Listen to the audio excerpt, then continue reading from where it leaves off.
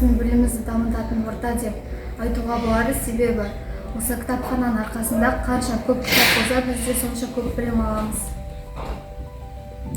Барлығымыз білетіндей, қазір біз ақпараттық қоғамда өмір сүреміз, және де тек қана ақпараттық қоғамда емес, осы ақындардың, әр елден жиналған ақындардың бізге жазып кеткен көптеген кітаптар бар.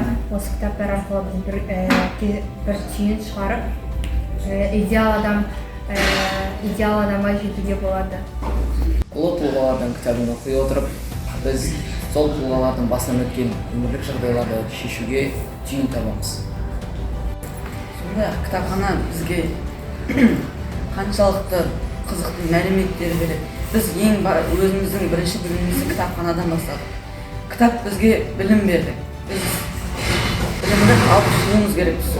Кітаптар арқылы әртүрлі жақтардан дамуға болады. Өйткені қазіргі кезде авторлар кітаптарын әртүрлі мағынада шығарылады. Көбінесе бизнес, ақша, және де түрлі тарихи, немесе